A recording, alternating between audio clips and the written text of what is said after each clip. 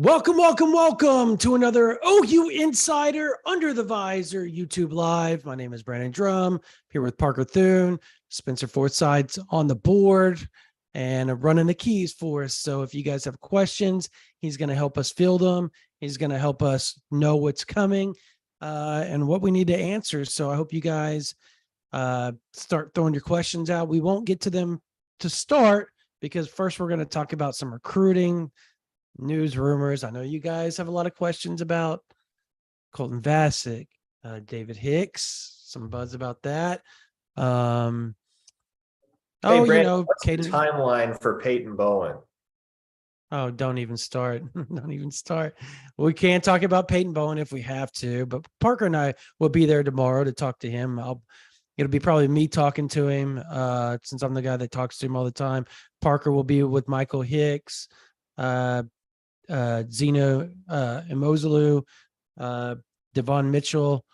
And I'll get Jackson Arnold and Peyton Bowen and Eli Bowen. And there's so many guys at that game tomorrow between Alan talk to Ryan Yates, Brandon?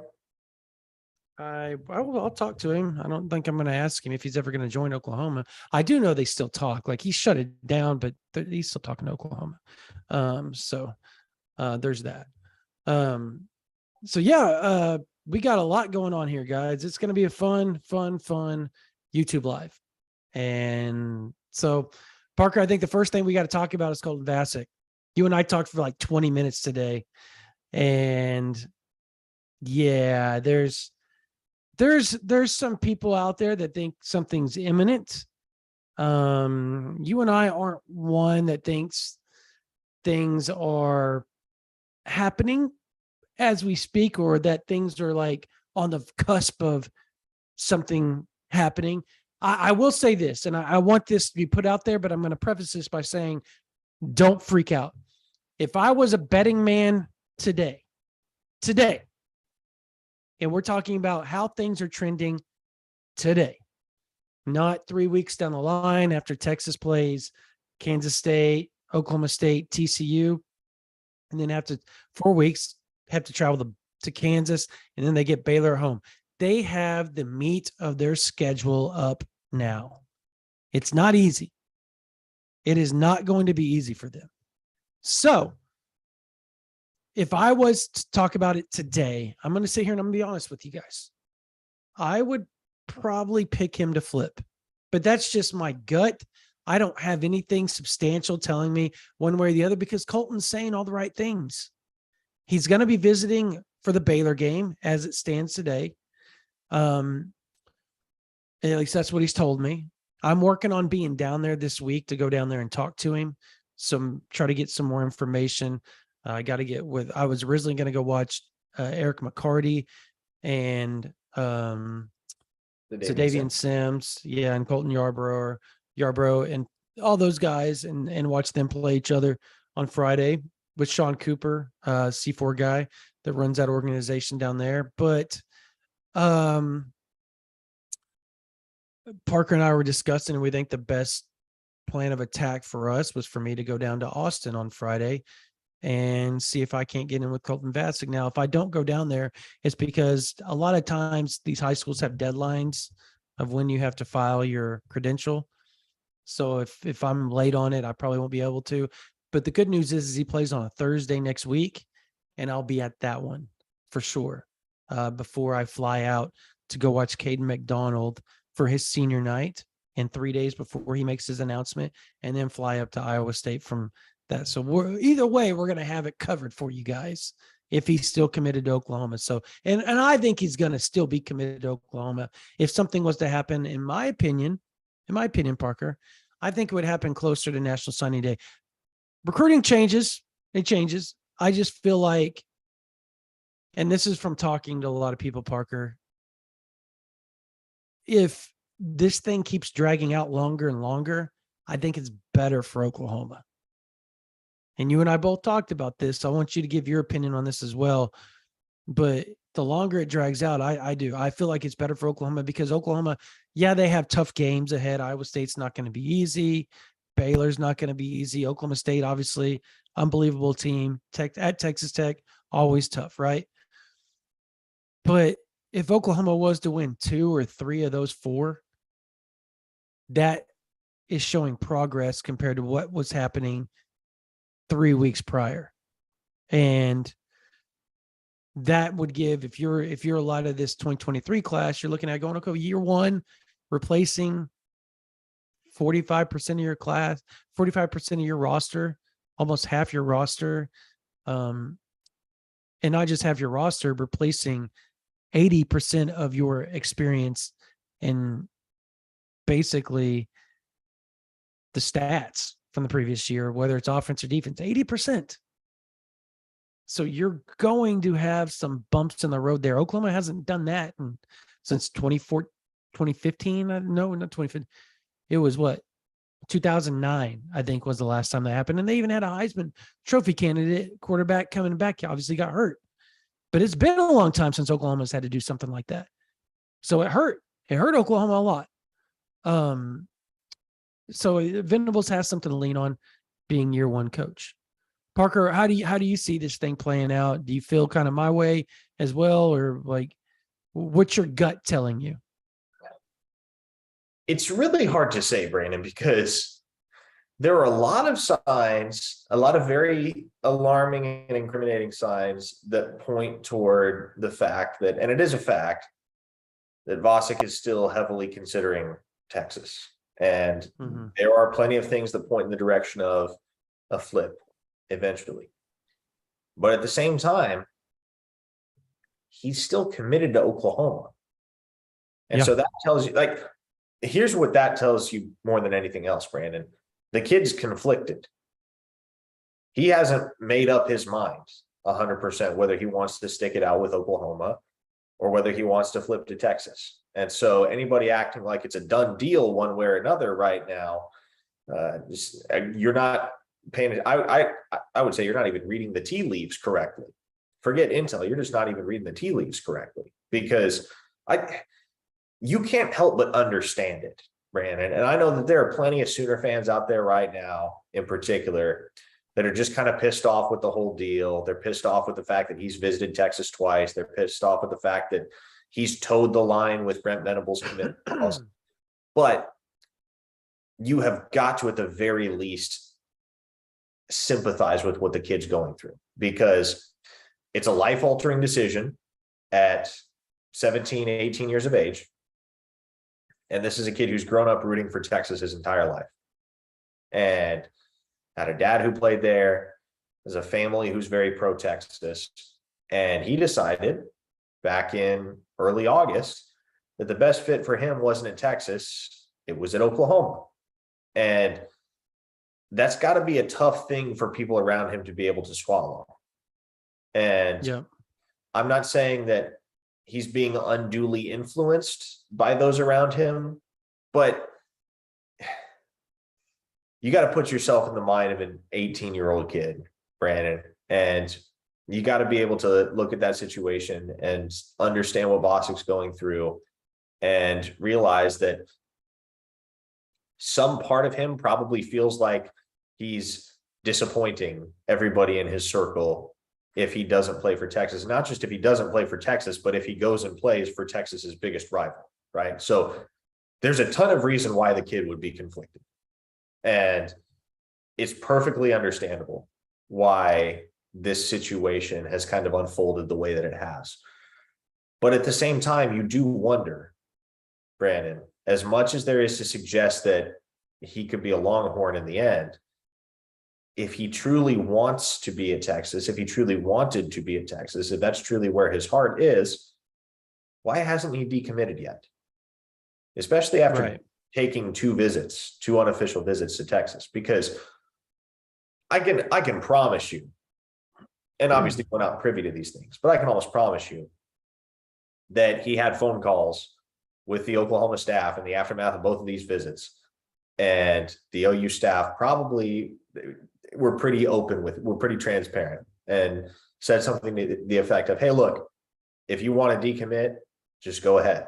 And the fact that he hasn't decommitted speaks to the respect and admiration that he has for Brent Venables and Miguel Chavis and what they're building at OU.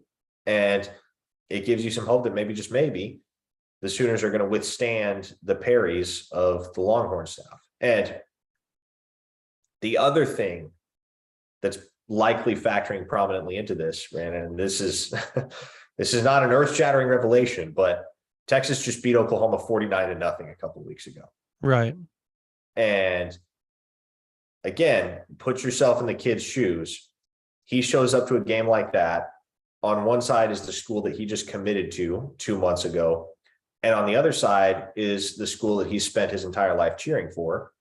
The school that he spent his entire life cheering for wins that game by nearly 50. Yeah, it's going to get you thinking at the very least. It is no doubt going to get you thinking. And so I'm not going to sit here and say Colton Vasek flips. I'm not going to sit here and say he sticks it out. I don't know, and I don't think he knows. I don't think anybody knows with any degree of certainty right now. But this you can say about the kid. He committed to OU for all the right reasons.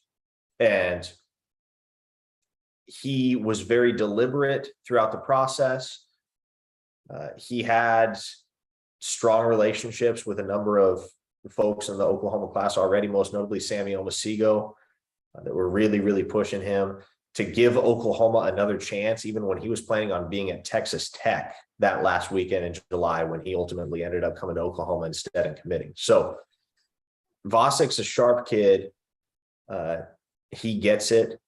There's a reason why he wanted to play for Brent Venables. And that's kind of the reason why Oklahoma became such a player in his recruitment initially, was because of the presence of Brent Venables. And there's a thought that if Venables were still at Clemson, maybe that's where Vasek would be committed right now.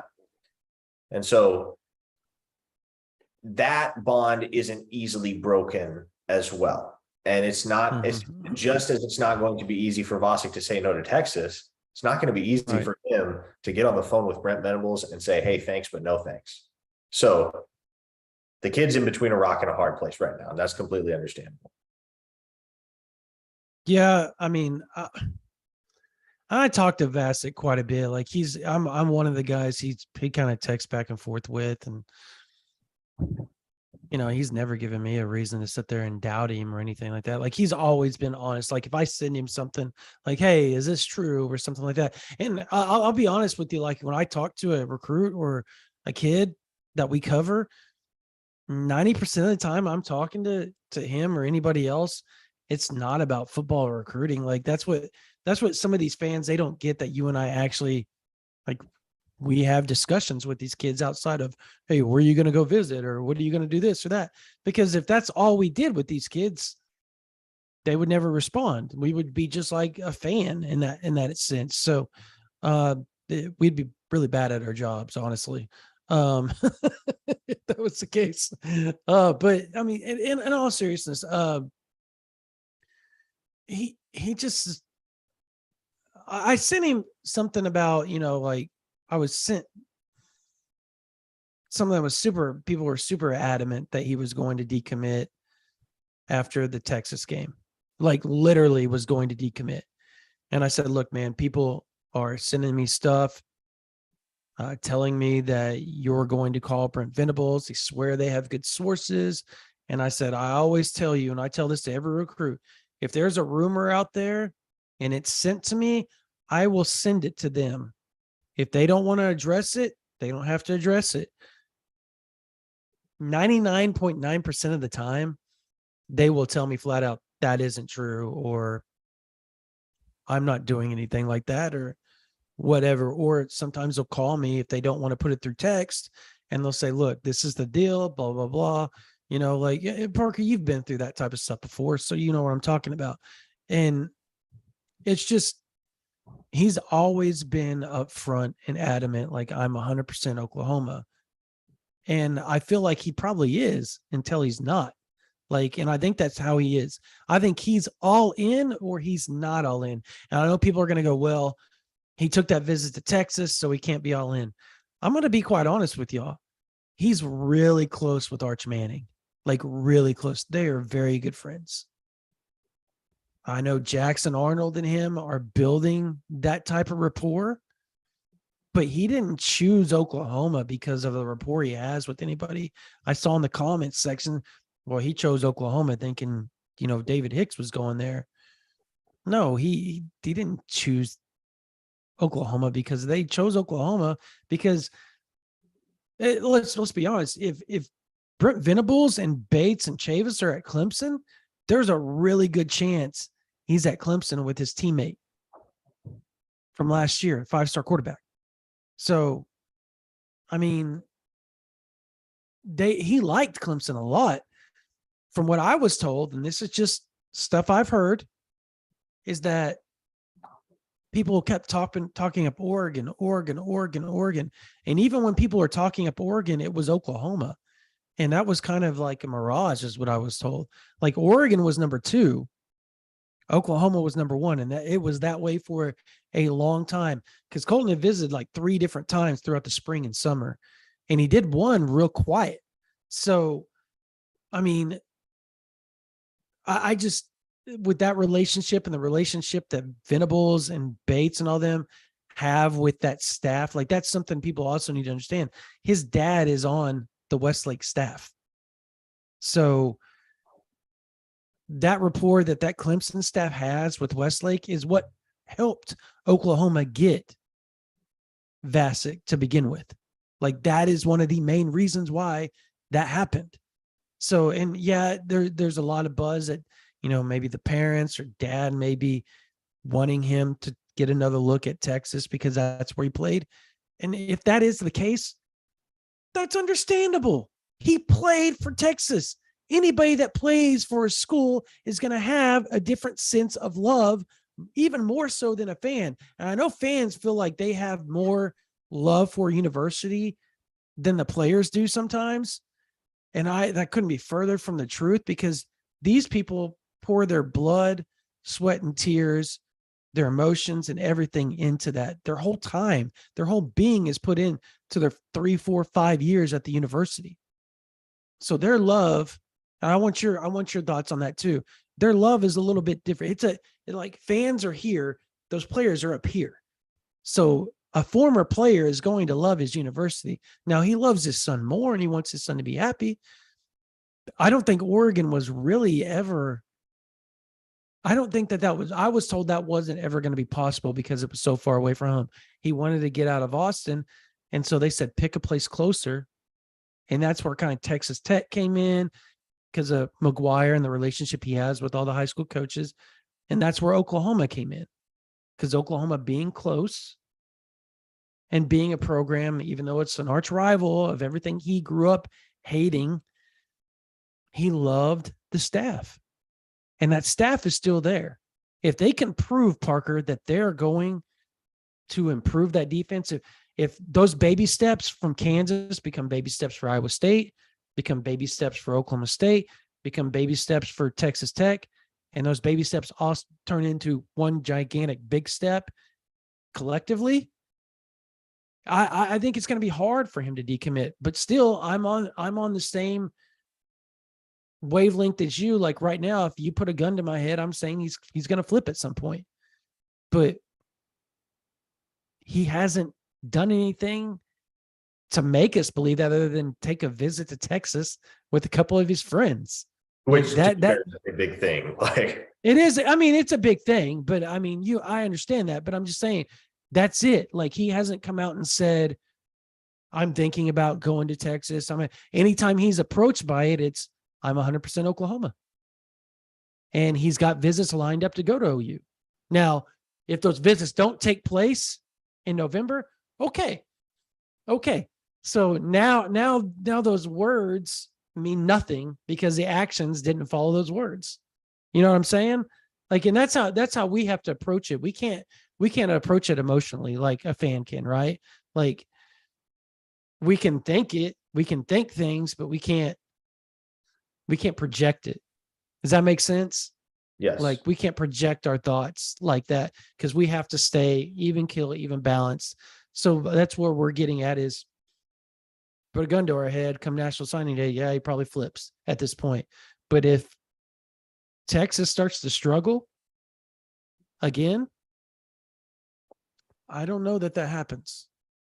And we don't know what Texas is going to do. We don't know what Oklahoma is going to do. That's why I think the next 4 or 5 weeks are critical for both schools on the recruiting trail. Critical. Let's talk about Akana, man, and Caden McDonald. Both of those guys took official visits this past weekend. I talked to both. I talked to Akana's dad. I talked to Caden himself. Oklahoma put up a big performance on the recruiting side of things to really make this stuff interesting, man. Super interesting.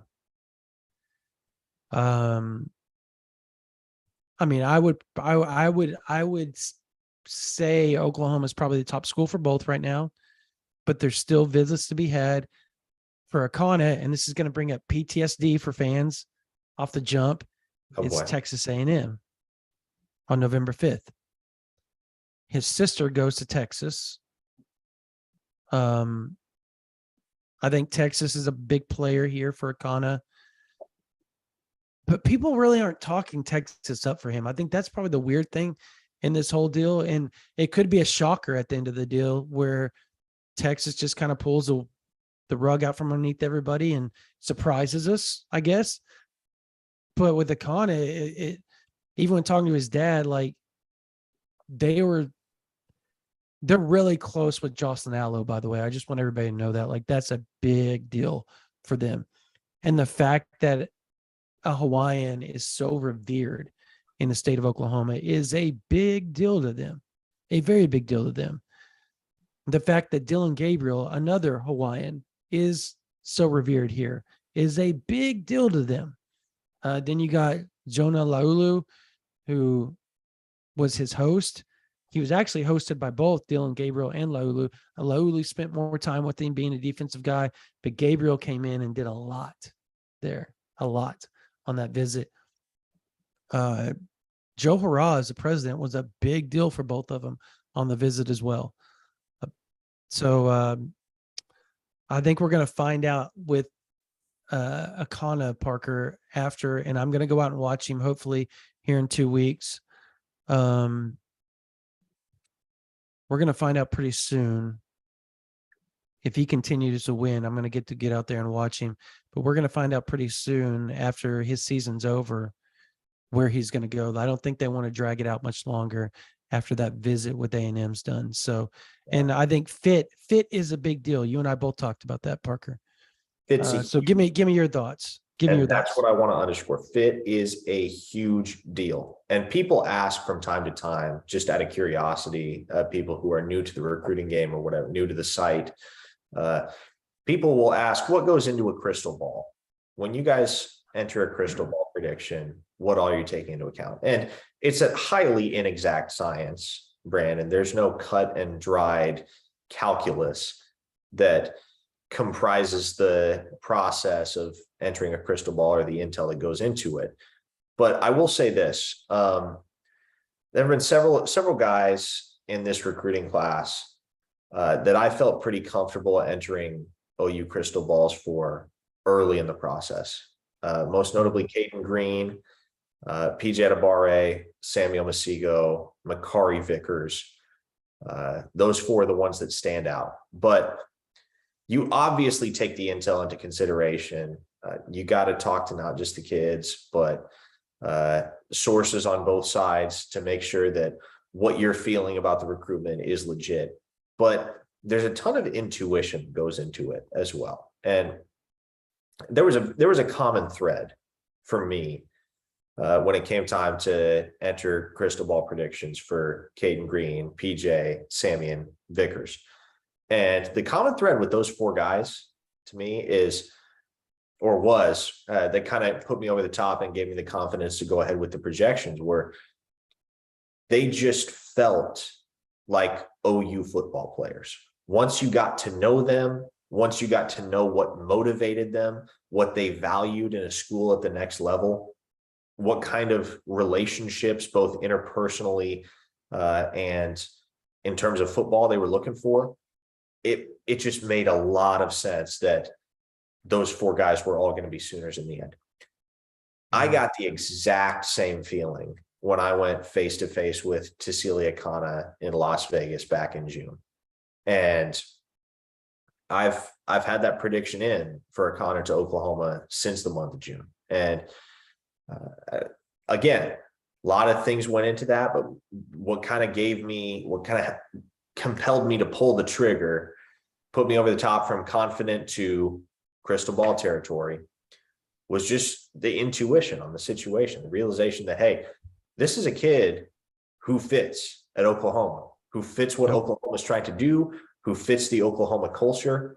And so it shouldn't come as a surprise at all that the official visit to OU went over very well for Tassili Akana and his family. And that if the Sooners weren't already leading that race substantially, they are right now. And obviously you can never, these days, you can never take anything to the bank as long as Texas A&M is involved, no pun intended.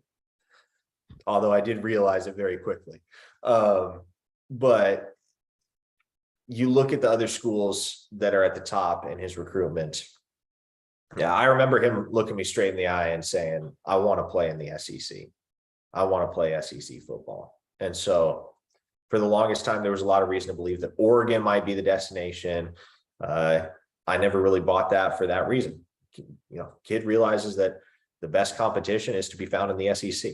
And so that definitely narrows the playing field a little bit and makes things all the more compelling of a case for Oklahoma, for Texas, for schools like Tennessee and Texas A&M that were kind of on the fringe at that point as well. But no, I believe strongly and have for a while that Tassili Akana is going to be a Sooner in the end.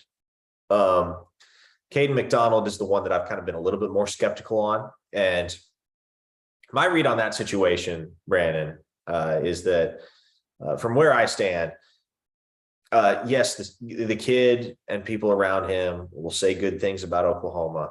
There are a lot of ties there. We've discussed those time and time again on these streams over the last few months. But what makes me apprehensive is the fact that it seems like pretty much everybody is confident in their chances to get Caden McDonald. You have Michigan and Ohio State in this race.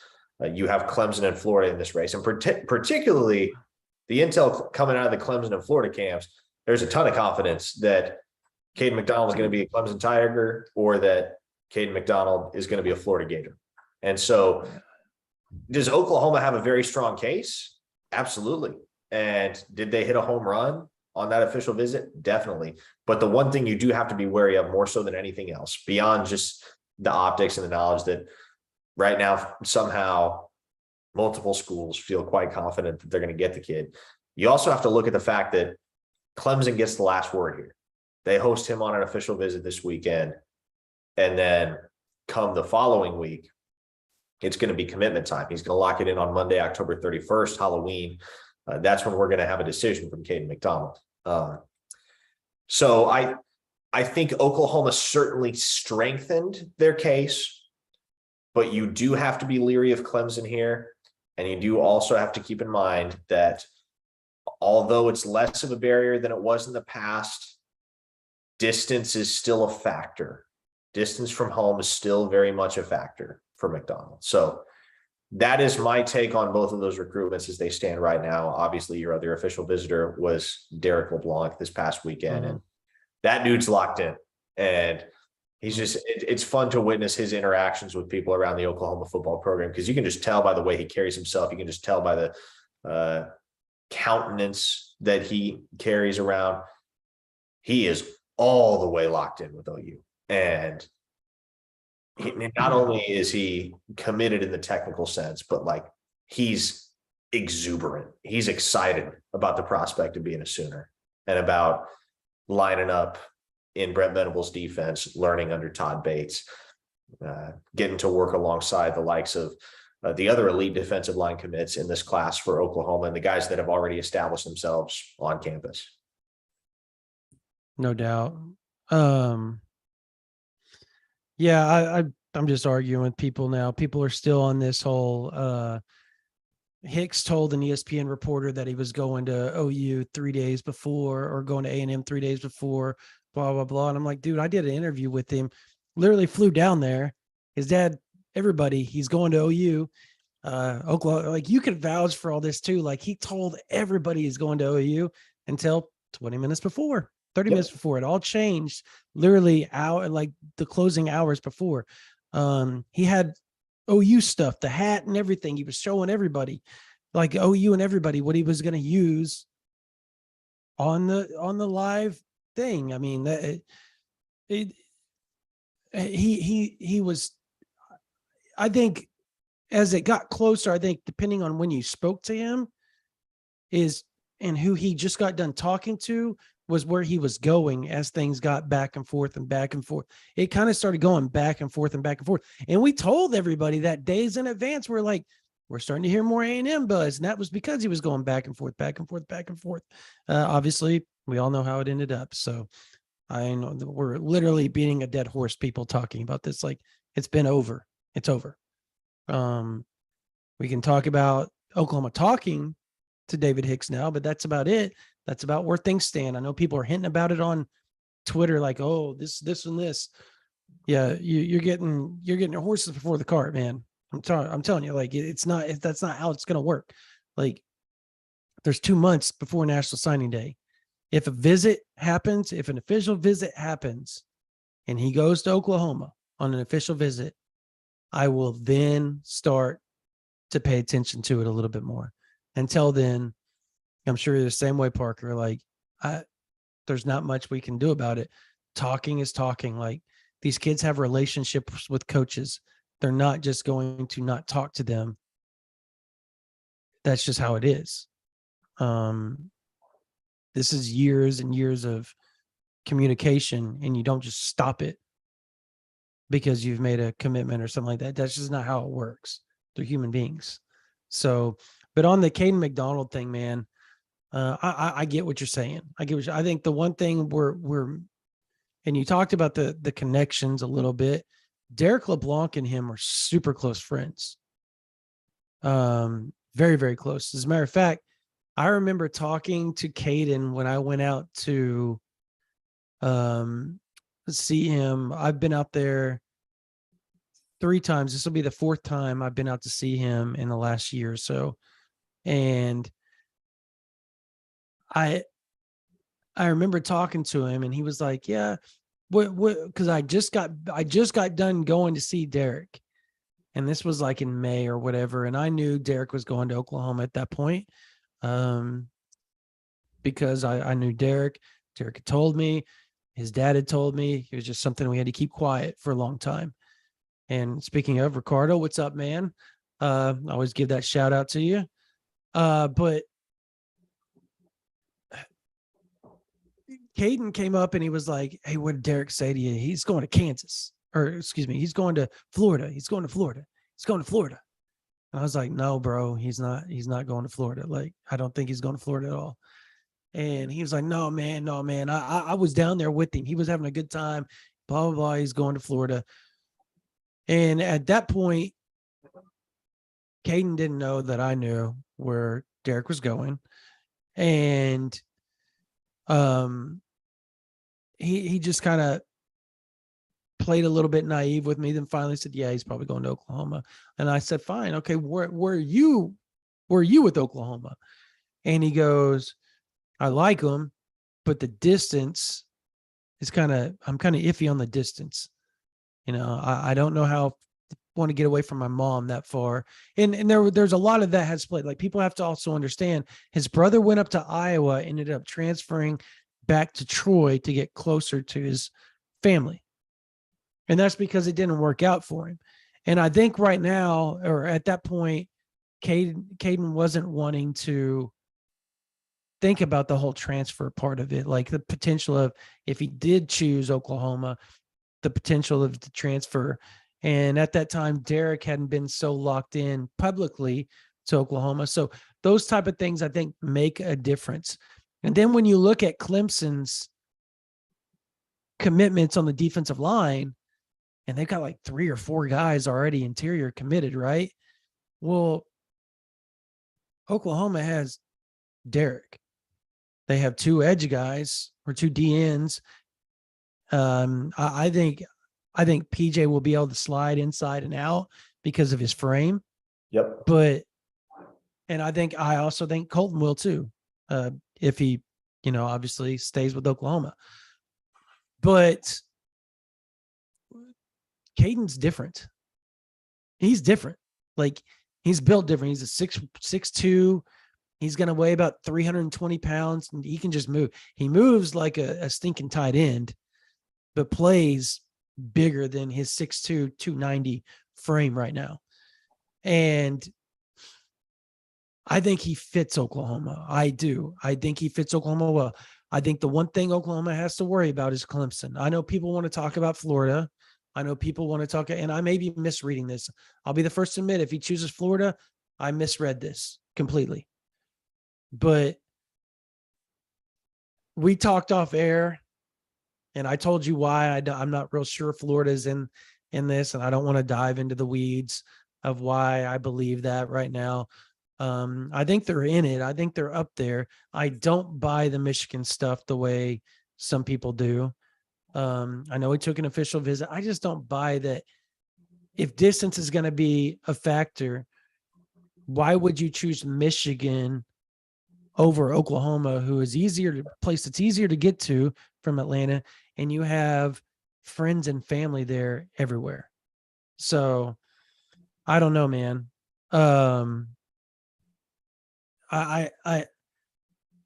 I think Oklahoma's in a good spot. I think they're near the top. I think they're challenging. I think it's Clemson and Oklahoma just kind of battling it out right now for him.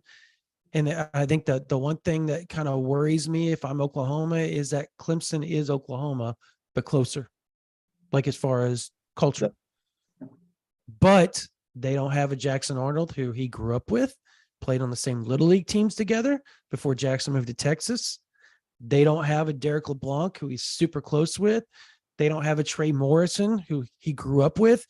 They don't have oh my gosh, I'm trying to think of the DB that's from there too.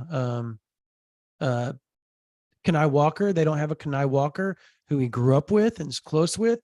Drew Hill, the offensive player personnel and recruiting director for Oklahoma, is his family, literally the home that Drew grew up around and where his parents live is, according to Caden, is like right down the road from him. And Ted Roof is really good friends with his head coach. And on top of that, his mom grew up in Western Arkansas, right on the border of Oklahoma and Arkansas. His grandparents, his aunts, his uncles, they're all still there. They're also the 3-hour drive from Norman. And so there are so many things working in Oklahoma's favor there. And the fact that Todd Bates was his first offer, or at least one of his first offers, and stuck with him. And Caden's been the top of their board at the nose tackle spot, no matter what, whether it's Oklahoma or Clemson. That's what it was. So I think there's a lot that's working in Oklahoma's favor. I think if you're Oklahoma, you just have to worry about this weekend's visit with Clemson. But the good thing is Todd Bates is going to be out there for senior night. I'll be there as well. So I'll be able to talk to Caden 3 days before he makes his announcement and get a better feel where thing is, because he's going to announce on Halloween. So we'll see how all this plays out. But right now, it's kind of getting that feel that, I think this is going to be a dogfight to the end. And if Oklahoma loses out, they lose out. That's tough. Clemson was the perceived leader for a long time. Oklahoma is the one making the surge. They're pulling an A&M now. Like they're pulling the A&M coming up, trying to make that late surge with him. So we'll see how all that plays out. I mean, you just got to like Oklahoma's chances a little bit there, right? I mean, you can't write off Oklahoma here at all. But so let's talk about, everybody wants to talk about David Hicks and them Oklahoma talking to him. Let's do it. Let's do it, Parker. I know we're opening up a can of worms here, but let's do it. Oklahoma is talking to David Hicks. So, I mean, that's, we said that right after it happened. We said the communication will probably stop for a little bit because the sides got to cool off and everybody, and they did. And literally within days, they're back communicating. And that came straight from the Hicks family. So, I mean, it's not over. It's not over. It's just going to take a ton to pull that off. if you're Oklahoma. Well, and that's about as concisely as you can put it. The lines of communication aren't dead. It's not 100% over, but Yeah, please, for the love of all that is holy, do not get any expectations about the outcome here. exactly. Do not set yourself up for disappointment, because we all already did that once with DJ Hicks from an Oklahoma perspective. You'd hate to do the same thing again come National Signing Day. So depending on whether or not there's more buzz surrounding that situation, depending on whether or not he makes it back to Oklahoma for a visit by the end of the year, at that point, that's where things start to get a little bit more real. But as of right now, it is what it is, and what it is ain't much. It's better than nothing if you're Oklahoma, but it ain't much for now. Let's see how things progress. Yeah, I think it's funny just reading the comments, man, is people actually think that like he's making like millions of dollars in NIL and stuff like that from this. Like, it is hilarious. The ridiculousness of the rumors is absurd, Parker, at this point. Like how all that went down. Like everybody thinks it was like this inordinate amount of NIL stuff that made it happen. We're not saying it's not NIL, because I'm not going to sit here and dive into that. But the numbers are ridiculous that some of y'all are throwing out there. $500,000 a year. Come on, man. Come on. We got to talk about Peyton Bowen, because people keep bringing him up. And I guess we're going to be out to see him tomorrow evening, Brandon. But I think everybody is just about tapped out on the whole Peyton Bowen front, because, and I mentioned this in a thread on the OUinsider.com VIP board earlier today. Somehow this thing is no closer to being over than it was 6 months ago. I have no idea how, but that's where we are right now. And there remains a very compelling case for OU in the recruitment of Peyton Bowen. And there remains a very good percentage, very good odds that Bowen ends up a Sooner. At this point, my thing is, show me the money. I don't mean that in a literal sense, purely figuratively. Show it to me.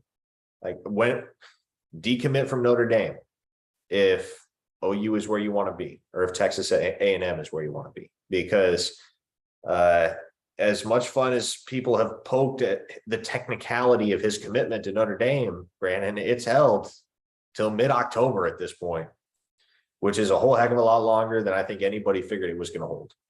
So we've made guesses and we've shared intel on the timeline for so long that at a certain point, there is no point, right? It just becomes pointless to try and guess when this thing is going to be over for good. I don't know. I don't think anybody knows. I don't know if Peyton knows right now, but it's OU, it's Notre Dame, it's A&M, it's those three.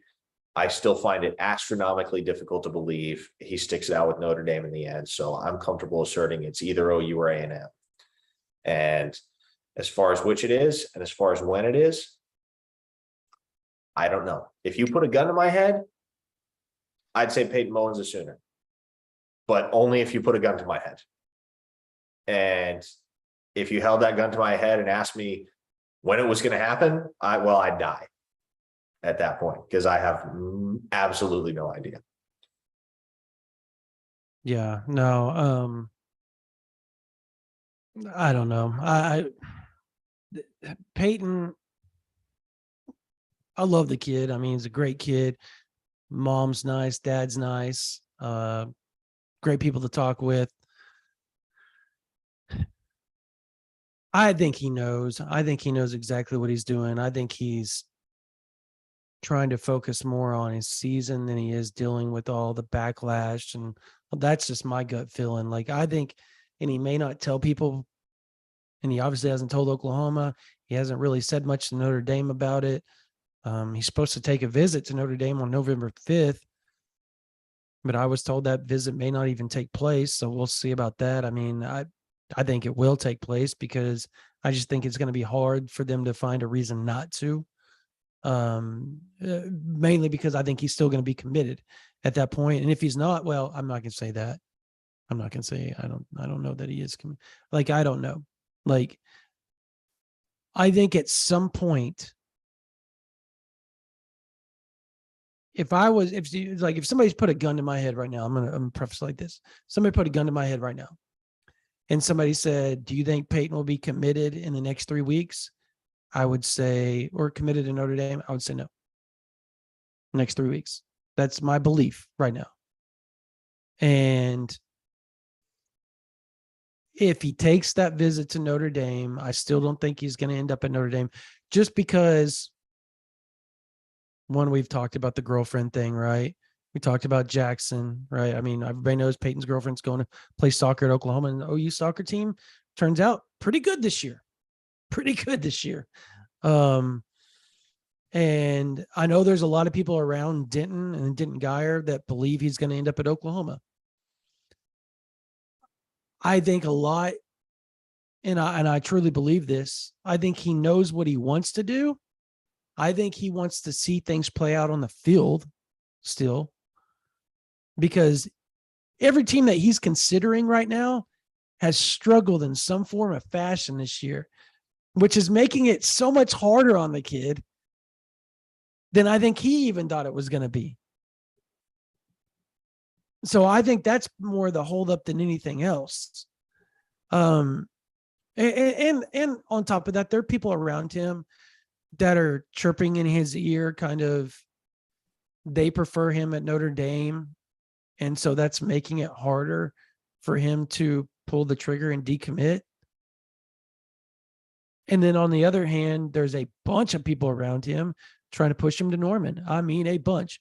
If you want to talk about a school or schools that are pro universities, every Denton school is pro Oklahoma.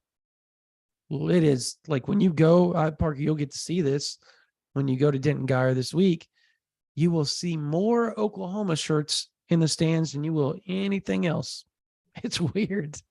There's so many Oklahoma fans that are around the Denton Guyer area. And a lot of them go to the school there. They'll sit right there on the front row, and you'll see just crimson, just laced out on the front row. I got to meet a couple of them. A lot of them were members on our board too. So, and if you talk to them, their kids go to the school there, and they all say Peyton probably ended up at Oklahoma. Obviously, there's some biasness there, but I don't know, man. I just think how things are trending, I still think Oklahoma takes 2 other safeties, and if Peyton comes along, then he comes along. And I think that's probably how it's going to play out. I think they push for 2 other safeties, and they probably get them. And then if Peyton comes along, they come along. He comes along. Go ahead. Okay, so I have a follow-up question, Brandon. First, though, I want to make sure I mention this. Please subscribe to this channel if you haven't already. We do the whole call to action thing once every stream, because 70% of the people who watch this on a weekly basis aren't subscribed. It's a super easy way to make sure nothing on this channel ever sneaks by you. So it helps you out. It helps us out. Help us help you with content. We just hit 7,000 subscribers on this channel over the weekend, which is astronomical. We've just about doubled in size since the beginning of the season. And this is still a pretty upstart channel. I think we made our first video on this channel in December of last year. So still pretty fresh, but 7,000 of you have already hopped on the train. If you have not hopped on the train and you're sitting here watching, please do us a favor, do yourself a favor, hit subscribe. So had to mention that. Follow-up question I want to get to though, Brandon, is who are the other 2 safeties in Oklahoma's class? Well, one's already committed. Yes. Eric McCarty. I mean, and I think people think we're crazy when we say that, but I honestly think he could end up being the best of the best when it's all said and done. Oh, you're about to have a couple of virulent haters in the that's fine. in the comment section, which for some reason people don't like. There's a certain contingent that just doesn't buy Eric McCarty, and it's go watch him play and then come talk to us. He is a dominant football player. Yep, absolutely. Like, he's a legit 4'4" guy, and he's 6'2", 205 pounds. I think it's because, well, I think it's the same reason he's not a 4-star right now, Brandon. I think it's because he plays small school ball in the state of Oklahoma. And so people have their questions about how he's going to be able to translate to the next level. But there is no question. There is no question if you lay eyes on Eric McCarty and see what he does on the football field, that he is going to be really successful at the next level. Oh, yeah. I think he might play at least at the bare minimum special teams as a freshman, honestly, because I think he's that type of guy. He's just smart, man. Smart and athletic. That tends to get you on the field with Venables if you have any sort of IQ. Now, we haven't witnessed that. I'm saying jokingly, but all seriousness, we haven't witnessed a lot of that this year, except for the first 3 weeks of the season. So hopefully that'll rear its head back up, and the non-football IQ part of the Sooners will start to go into a dark hole or something like that for you fans. I know, because it's been rough for y'all, but I think the other guy, I mean, I'll put it to you like this. I know that Oklahoma had a nice conversation with Khalil Barnes when they offered him, and he talked to Venables the very next day. Like, I got an update coming on him on OU Insider. Like, I've been kind of trying to dig and get a bunch of, so tomorrow I'm going to have all my notes up. I've been trying to hold off on the Akana stuff, and I got more coming on OU Insider that we haven't even talked about here. But Khalil Barnes, the new offer for Oklahoma, I think, what was he offered 2 days ago, right? 2 days ago? Yeah, it wasn't that long ago. Yeah, but North Osini. How do you even say that? I mean, Osinoe or Oconee? Oconee, North Oconee, I guess. I don't know, man. I don't know how they would pronounce that, but North Oconee in Georgia, he's really long, rangy, athletic. Clemson's after him. Alabama's offered him. A bunch of people have offered the guy. And he's been picking him up this fall. Like, he's a dude, like, can play.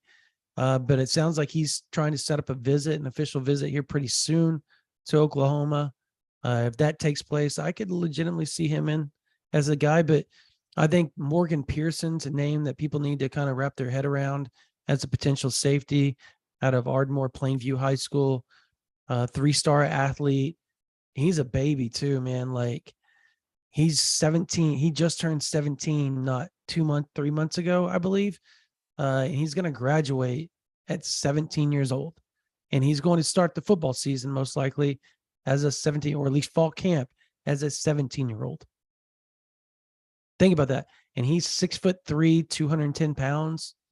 The thing that Oklahoma is worried about is he may grow into be a linebacker. But you're talking about a guy that's a 4'5" guy that can play both sides of the ball, and he's got great ball skills. It's a freak of nature. He's an Oklahoma kid. And I mean, if you were going to ask me, I'm going to say Peyton Bowen. I think those are your three safeties. And I think the other one's going to be between Tyler Scott. So you're going to have Eric McCarty, Peyton Bowen. I think the other one's going to be Tyler Scott, Khalil Barnes, and Morgan Pearson, depending on if he gets an offer or not. I think those are your other three. Those are the other three battling for that third safety position at Oklahoma, because, I mean, we can talk about Caleb Spencer, but apparently he's visiting Miami soon. Maybe. We don't really know that for sure because he doesn't talk. But he's also considered kind of that cheetah safety type guy. And if you were going to go cheetahs in there, if I was going to, you put a gun to my head, I would probably pick Akana at this point to be the other cheetah. And that, I know. That's a large cheetah. That is a large cheetah, Brandon. And Akana, I know, but that's where they're wanting to play him. That's what I mean. I talked to his dad. He said that fits him. He can run around. He's like a Polamalu type deal, just long, rangy. So yeah, and people need to understand he played cornerback until his freshman year of high school. So he has a background as a defensive back. He just ended up getting really big. And so he's a very versatile football player. And we've talked about that, but I don't know if people grasp truly just how versatile he is. And so, yeah, it's a Swiss Army knife. That's a jack of all trades that you can plug and play in Venables defense. Yeah. Yeah. I mean, I know Tyler Scott's probably going to go to Tennessee. I'm just telling you that's who Oklahoma's been recruiting. That's all I'm saying. I think he's in that batch of talking to Oklahoma and like trying to set up a visit and all that. And he really likes Tennessee a lot right now. So we'll see if he even takes a visit to Oklahoma.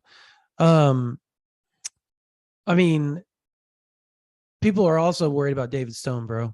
And I'm like, whatever. You know, there's a time and a place to be worried about in-state 2024 players. I don't think this is the time or the place.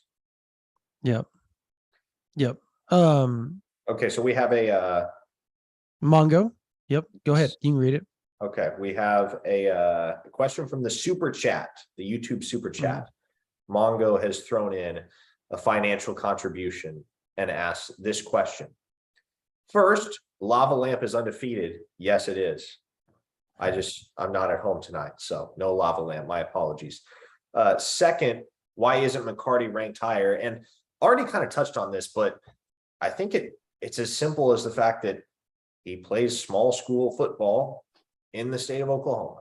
And well, more than that, he doesn't play in Oklahoma City or Tulsa. All right. So while you may have a guy that plays at a smaller school, the likes of a By Job, for instance, while you may have them in one of those bigger markets, having the opportunity, even not on the field on Friday nights, but in camp environments, that type of thing, to go up against competition that is, and not even necessarily elite, but just you put yourself in a situation where you're going up against other FBS caliber players, and it's going to help you stand out. And then here's the thing with Eric McCarty. Here's why it doesn't quite add up to me. He's done that. And he plays on the same 7-on-7 team as By Job and Morgan Pearson and Kevin Sperry, all those guys that run with C4. And all McCarty has ever done is dominate. Any setting you put him in as a football player, he dominates, man. He competes and he dominates. And you see it on Friday night, you watch the tape. There's literally not a single thing on the football field he can't do in all three facets of the game. So I went out there to watch him on his home turf for the very first time last Thursday. And it was the quintessential Eric McCarty performance because he blocked a kick.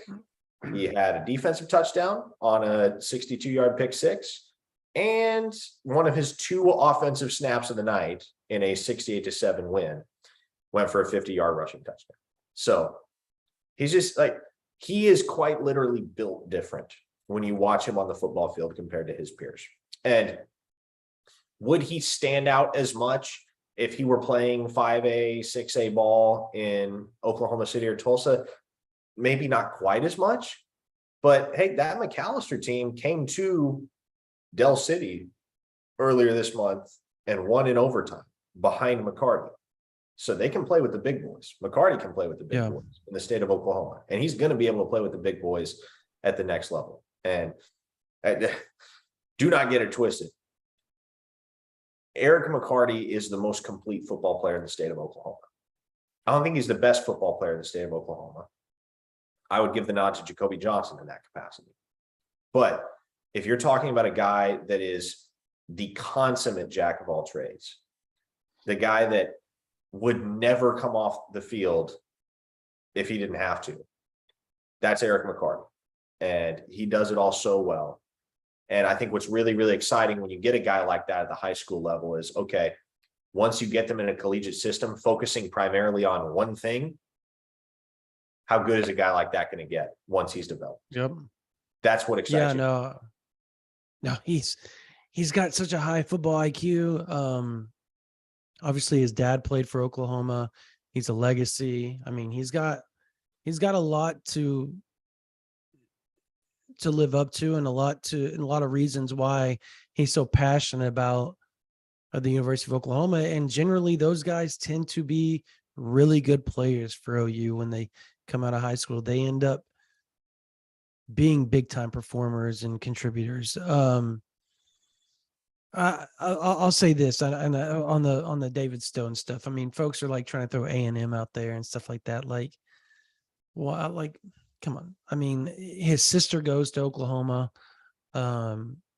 His family's right down the road now. Obviously, some of his family wants him to go out of state, and that's why he stayed at IMG instead of transferring back. But if I was going to bet money right now, I would bet that David Stone finishes his high school career out in the state of Oklahoma. I know, Parker, you've heard the same thing. That's kind of seems like that kind of is the plan at this point, or at least was the plan at one point. And so I think that helps Oklahoma. And when he was back this summer, I believe he spent more time in Norman than he did anywhere else. And with Coach Bates on just like showing up and hanging out. He has a wonderful relationship with Coach Bates and Coach Venables. And when you talk to people around Norman, they feel really, really good about their chances with him, and they should. We have a crystal ball put in for him. I know people are like, well, you had him in for David Hicks too. David Hicks didn't grow up 10 minutes from campus. He didn't grow up loving Oklahoma. He didn't grow up. He didn't have a sister that goes to OU. He doesn't, there's so many different things that you can point to with David Stone and be like, you kind of like Oklahoma's chances. Now, if he ends up somewhere else, I mean, I would venture to guess Georgia or Florida or Alabama would be the places, wouldn't you, at this point, that he's probably going to end up with, and Yeah. T.A. Cunningham. Everybody wants to ask about T.A. Cunningham. Like, I think Oklahoma has a good shot for him, but I think with his situation, Yeah, that shook things up. It shook things up. I mean, that's going to be one of those that you could see an A&M making a run at for obvious reasons, right? I mean, there's sometimes that's just how the cookie crumbles. But I think Oklahoma has a decent shot. I think he'll take a couple of visits to Oklahoma before things are all said and done. And I mean, he even said it. Nobody's recruiting him harder than OU. So, I mean, we'll see. How do you think this season's going to play out the rest of the year? I'm going to tell everybody right now, I do expect Billy Bowman back. I do. I expect him. And if I was venture to guess, Damon Harmon will be pretty close. So you could have both safeties back, That'd be nice. potentially. Yeah. I'll say 4-1 down the stretch for Oklahoma, and I can't point what the loss is going to be. I just think it comes at some point. I think you finish 8-4, and that's not. It's far from a total loss in year one. Is it what you hoped for? No, but yeah, you didn't hope to get beat 49-0 by Texas in the biggest game of your season, right? So you take what you can get at this point. And for Oklahoma, I think that's 4. Yeah, but I mean, people keep throwing that 49-0, and it happened. But we talk about people with football IQ all the time. Like, it's like people want to just throw away the fact that Dylan Gabriel wasn't there, and like that wasn't going to make a difference in how that game turned out one way or the other. And I'm not saying Oklahoma wins if Dylan Gabriel's in there, but that game is super close if he is, because you have to think about confidence on the defensive side of the ball that they have because they're not out there the whole time. The fact that Oklahoma is probably scoring on the 3 drives they got inside the red zone instead of not scoring. So there's 21 points, and they're going to have longer drives, which means Texas isn't going to have as many possessions. So, it just seems, I get it. It's down the record book. It's 49-0, but it just seems crazy that nobody will even like talk about that, and the fact that, Oklahoma was shorthanded on multiple facets that game. If they played full strength, who do you think wins that ball game? Honestly, Full strength, I would say Oklahoma. But I agree, but that's not how that happened. I agree. I get it. So, but I think you're right. I think 3-1 is probably how they end up. I think 8-4 is probably your best bet for Oklahoma. I think the bye week came at a good time, man. yeah, it definitely did. This team needed it. They needed to lick their wounds a little bit, get healed up physically, get guys like Billy Bowen back up to speed. So I think they'll be close to full strength, as much so as you can be mid-season heading up to Ames on October 29th. Before we close it out, we have one more super chat question from Russell, who asks, any news on transfers to expect in the coming off season? And that would be transfers coming to OU. And yes, Cole, we did say hi to Ricardo LeBlanc earlier, so he already got. But thank you for the super chat. Transfers coming to Oklahoma, Brandon. I mean, I don't. A lot of transfers haven't even hit the portal yet because it's October. Exactly. It's November and December is when you're going to start seeing it. Yeah, it's way too early to start throwing out names right now, the guys that could realistically end up at OU. You can look at positions, certainly. And one guy where they're absolutely going to take a transfer is a tight end. They will bring in a tight end transfer. D-line. They will bring in a D-line transfer without question. Linebacker. I would imagine they probably grab a linebacker or two in the portal. And I think they're just kind of, you're going to, and it kind of depends on who you close out with and how many guys you retain. No, they're going to take one in the safety. I guarantee you they're taking a safety at this point. So, well, and actually that should give you a little bit of insight as to what Oklahoma is going to be losing in the transfer portal this offseason too, because I think in a very general sense, it's going to depend significantly on what outbound transfers you have. And Brandon and I have talked about the fact that it might be a decent number of outbound transfers. And so you will recruit via the portal to address your personnel shortcomings and areas of less than ideal depth. So right now, we can't give you any names, none whatsoever, just because it's way too early in the process to even know who's going to be in the portal come December, let alone who OU is going to seriously pursue.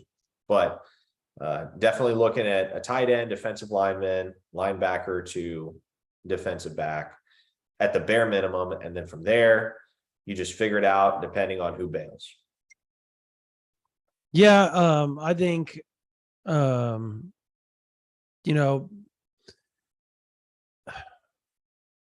he changed it up, and he said, I meant, transferring out. Yeah, and that's just, I just think there's going to be a lot of processing. I believe they're going to push some people out, tell them, hey, and they're going to help people, Yeah. But I think what he's asking is like, who's going to be transferring out, and that's just not something that I feel we should get into. Because the Joseph Wete. Well, okay, yeah, sure. The second we start throwing names out, that's not fair to the kids. That's not fair to the coaches. That's not fair to the locker room, because what that does then is it sows seeds of division, right? It makes it seem like it's already a foregone conclusion that even if we're just completely speculating, even if we have no knowledge and we're just completely speculating as to whether XYZ player can transfer, then inevitably that makes the rounds. People have questions. Peers start to wonder, okay, is this dude actually bought in, or is it a foregone conclusion that he's hitting the portal at the end of the year? Like, is he in it with us, or is he just in it to get to the other side and clear out and find a new spot? So throwing out names of guys that are going to transfer or that are likely to transfer is just, it's not something we're going to do. And that might not be the answer you're looking for. And apologies if that's the case, but there are too many reasons why we can't do that on this show or publicly at all, for that matter. I think to make it easier on you, I think all you have to do is look at some upperclassmen. When I say upperclassmen, like redshirt juniors, redshirt sophomores, seniors that maybe have a super senior year next, that maybe aren't getting a lot of playing time right now, that maybe they used to under a previous regime. And I think you can look at that and probably come up with your own summations of who you feel may or may not be transferring out, or could be potential transfers, I guess would be the better way to put it. And I think that's the best way Parker and I can do that, because we can't name names, because what if those people that I'm even kind of telling you to look at those type of people don't transfer out, and I named that person specifically, or those players specifically. You know how much trouble that could cause. I mean, that's not something we're ever going to do. There was one last question, Parker, before we do close this out. Thank you, Cole Birdwell. We appreciate you watching. We appreciate everybody watching. My coworker says Jaden Rose starts on special teams again next weekend. Parker, good night. I guess he's talking about Jaden Rowe. He just said Rowe. Yeah, that'd be Jaden. Yeah, Jaden Rowe has been getting some burn at corner every now and then.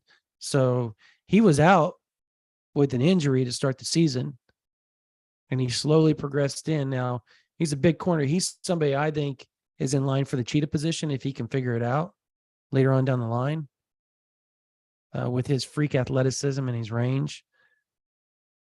But yeah, he's going to be a player. I think you can throw him and Gentry Williams out there as guys that are going to be playing a lot in the future. I honestly think your starting corners for the long term, potentially, and that's why I think Makari Vickers is a guy that can play multiple spots, safety and corner. Yep. So I wouldn't be shocked to see him move to safety some and see, I could see a lineup of Billy Bowman, Vickers, Gentry Williams, Jacoby Johnson, and whoever they decide to play that cheetah position, whether it's Harrington or Rowe or whoever down the line. I think that would be an interesting athletic line, a super athletic lineup in long outside of Bowman. So I don't know. All right, Parker, I think that should do it, right? I mean, we've been on here for an hour and 15 minutes now for everybody. Yeah. But if you're not signed up if you're not a subscription, or if you don't subscribe to this YouTube channel, you need to. I think, Parker, you said 7,000? So you go ahead and get that promo out. Subscribers as of this weekend. Yep. So yeah, sign up. A lot of content. Parker, Spencer put out a lot of stuff on YouTube. And if you're not a subscriber to OU Insider, Parker and I put out a lot of information on there. A lot. Got a chat coming up here tomorrow where we'll answer questions on that. Literally, you put a question in, I answer it. And I'll do it throughout the weekend as I drive. Like, I'll answer 30 or 40, and then I answer another 20 or 30, then I answer another 10 or 15 throughout the weekend. And then finally it'll stop fading and people will stop asking questions. But for 4 or 5 days, I'm answering quite a bit for you guys throughout the week, every week. And then obviously I've got a bunch of information on recruiting notes coming. 4-star SEC commit, running back commit was in town last weekend, and Oklahoma is in a good spot there. A little hint for you all, and I will have that note tomorrow. We got a lot. Parker's got some coming. Obviously, I'm looking to go see Vasek potentially. If not, I'm going to go see Zadavian Sims and Eric McCarty. We'll both be there Thursday night, tomorrow night, to see Allen versus Denton Geyer. There's 7 Oklahoma offers, 6 legitimate Oklahoma targets. Now that Ryan Yates has kind of pulled himself out of the running there, at least publicly, that's what we're hearing. So So we got a lot of information coming for you guys in this bye week, and the season kicks right back off again. After that, we've got Brent Venables stuff. We've got the assistants. We got the players. I'll drop some VIP team notes for you guys, some behind the scenes stuff for you guys leading up to the week, who's playing, who's not, and all that type of stuff. And Parker has his stuff where he does questions and answers with a lot of the members, and he writes a big long pregame P is what he calls it. It's awesome. Really detailed information for you guys each and every week. And then obviously I'll do the VIP chat next week as well, leading up to the game against Iowa State. And I'll be out to see Caden McDonald. I'll be out to see a couple other guys as well. Parker will be up. I think you're going through Kansas City, right, to see some of the, you're going to go watch a couple of the players, top recruits in Kansas City next week, right? Is that correct? That is, well, it's 11 a.m. kick in Ames, throws that into limbo a little bit. Kind of fair. Yeah, fair. Yeah, we'll see what ends up happening. But yes, yep. Brandon and I are out on the road every Thursday and every Friday in general. Yep. Seeing OU commits and targets. So that will continue. Yep. So if you're not signed up, $1 for the first month, $9.95 afterwards, or you can do $75, get you a whole year of OU Insider, which means October 19th is when that thing would end in 2023, and you wouldn't have to sign up. You get all of OU Insider, all of 24/7 Sports, Texas, Texas A&M, USC, Georgia, Florida, Alabama, Auburn, whatever. It doesn't matter. If you want to go look at their site and see what targets Oklahoma's in on and what they're saying on their side of things, you can do that on 24/7 Sports. And that's one of the cool things about signing up for a whole year. After the first year, you get Paramount Plus. So you get a 2-for-1 deal. But that's after 1 year of OU Insider and 24/7 Sports if you sign up for a whole year. If not, we'd love to have you. Give us a trial, $1 for the first month, $9.95 afterwards. You don't like it, you can not stay with us after the first month, but give us a try. I promise you'll like it. We'll have transfers covered. We'll have the season covered. We'll have the recruiting covered. National Signing Day is creeping up, so things are going to start getting a lot more interesting for Oklahoma on the recruiting trail. In 2024, they're going to start doing a lot of junior days and stuff throughout the winter, throughout the spring. They're going to do official visits. You're going to want to be a part of that. We're going to cover that for you, head to toe, front to back, 24/7, like our name says. So we hope to see you guys on there. All right. For Parker Thune, for Spencer Forsythe, my name is Brandon Drumm. Thank you guys so much. Be sure you subscribe to this channel for watching this version of the OU Insider Under the Visor YouTube Live. You guys have a blessed day. Don't forget, subscribe.